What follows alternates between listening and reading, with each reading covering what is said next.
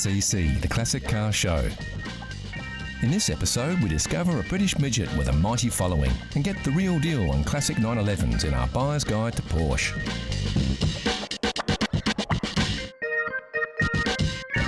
We go automotive treasure hunting and blow the dust off some classics as we talk about the coveted barn find. Also on the show, how well do you know your chrome? We'll put you to the test. We'll look at a car of today that may well turn out to be a classic of tomorrow, and try to get to grips with a couple of American beauties with a very big road presence.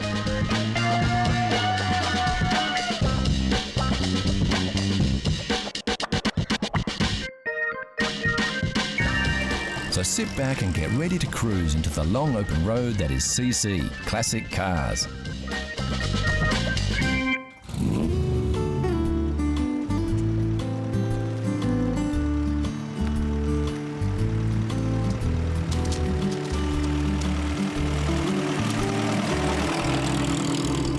Few cars evoke the kinds of emotions that this classic British roadster induces, with its nod to the early beginnings of open-top motoring.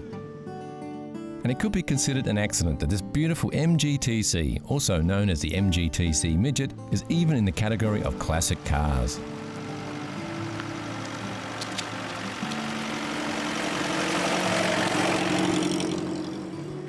The MG story started in 1928 with the release of its first vehicle, the M-Type or Midget, and it was an immediate success. It was produced and refined for nearly 10 years before the first MGT, the TA, was released in 1936. Well in a vintage class and not even close to the classic era. It was closely followed in 1939 by the TB. The T-Series MGs of the time were also available as a luxury four-seater in several body styles: the WA Sport Saloon, the Charlesworth Tourer, and a very exclusive Tickford Drophead Coupe. Just over 300 of these cars were built over a 12-month period. By the time the TC arrived, the luxury lines were dropped from production.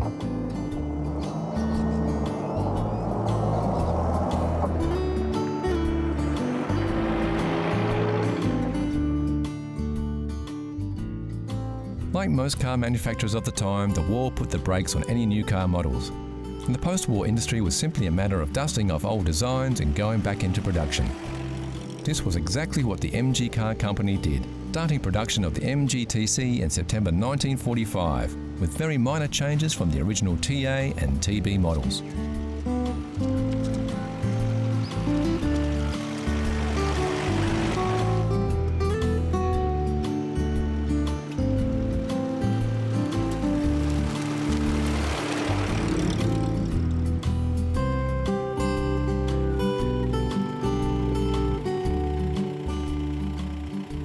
The TC was a pre-war car in a post-war market, and management at MG didn't have any high hopes for its success, but forged ahead anyway while they worked on designs for future models.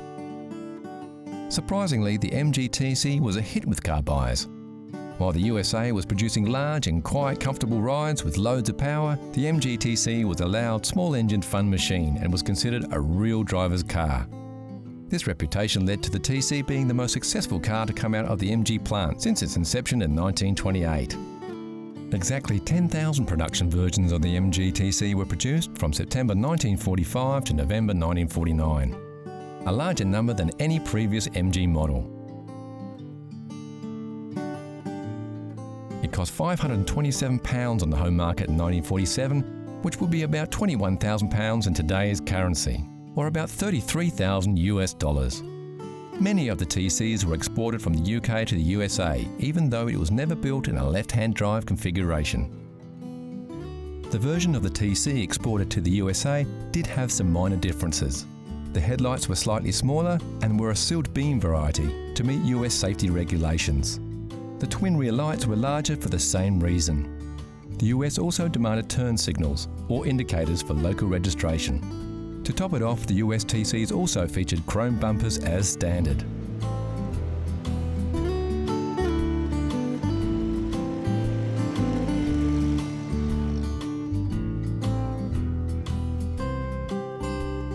This particular MG TC is a fantastic example of a beautifully kept vehicle.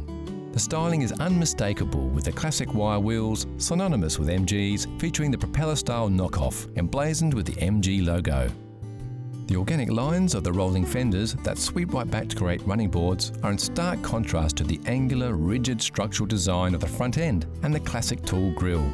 Rounded chrome external headlights really accentuate the initial design era of the vehicle. Later models had these incorporated into the fenders for a more modern look. Driver comforts are at a minimum in the MG-TC. A cockpit-style driver position in front of a very retro spoke steering wheel set the tone for a plain but functional interior. Classic instrumentation spread right across the dashboard, a flat windscreen and suicide doors are all hallmarks of a time long gone.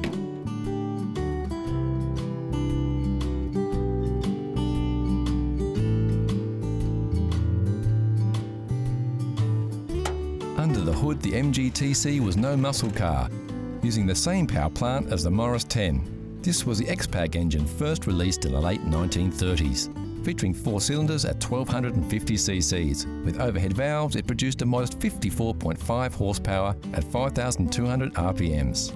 It was a reliable workhorse though, and had enough juice to keep the driver in that low cockpit flying around the corners.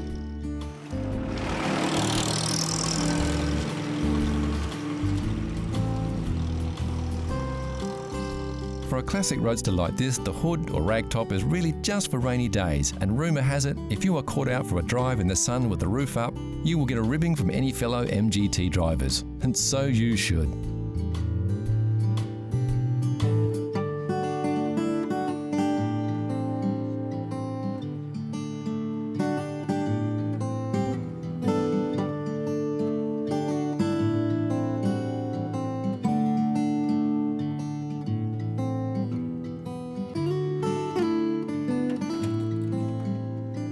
The MGT stayed in production until 1955. Over 56,000 cars, and 21 years later it was replaced by the MGA.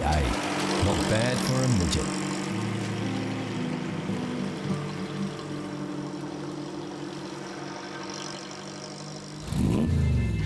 Here's a challenge for all you classic car fans. Know Your Chrome gives you a peek at some close-ups of classic chrome. Look at the shapes. Do you recognise the lines? Can you tell which car sports this shiny styling? It's too early for clues, but we can tell you it's a car, it's a classic, and it's very, very cool. Look closely, and we'll give you more hints later in the show. Next on CC, the Classic Car Show. An exciting way to land yourself a classic car. A great Jag of tomorrow, and our buyer's guide to Porsche.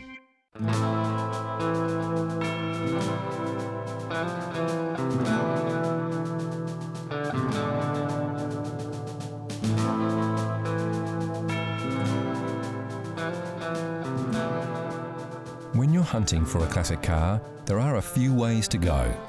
Classics are categorised into 3 classifications that describe the condition of the vehicle. There's original cars, restore cars, and barn finds. Original cars are vehicles that have been driven over their lifetime and are still likely to be on the road today. They have not been resprayed or restored and can sometimes have non-factory modifications made to them over time. The classic version is the little old lady who drove it to church on Sundays. Restore cars are exactly that. Cars that have been meticulously restored to their former glory. Often bare metal restorations with everything in its place. These vehicles are generally pretty expensive, but are real head turners.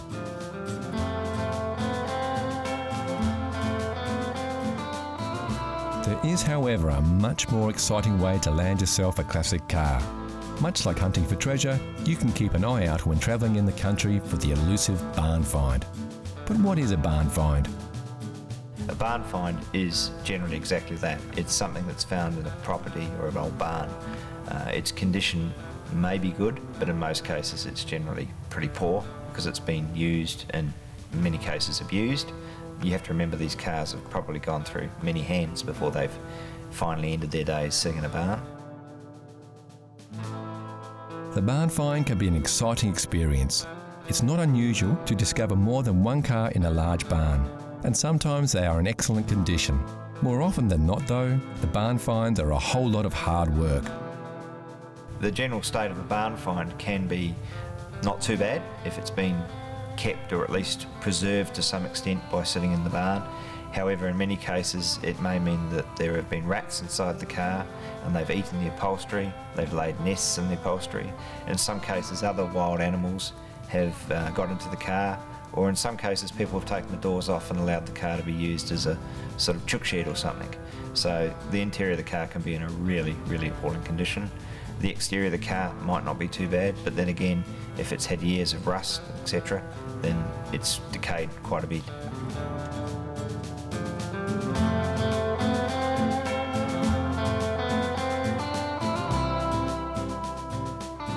So it all sounds like a lot of hard work.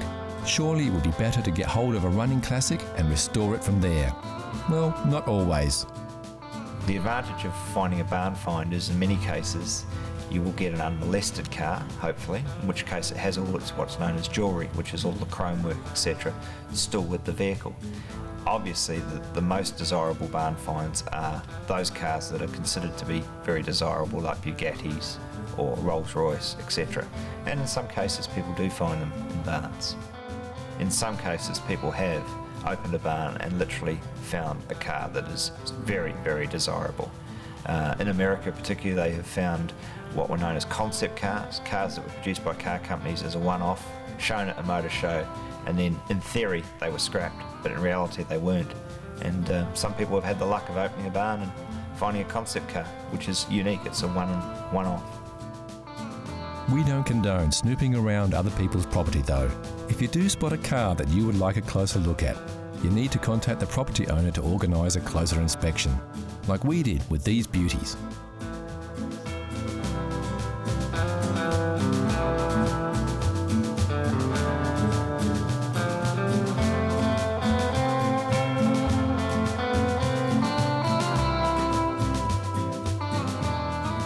Classic car fans will always be searching for those elusive treasure moments, but they don't come along often. And remember not to get too excited by a rusting hulk in a shed somewhere, unless you really, really love it, or it's a collector's car. It could be more hassle than it's worth.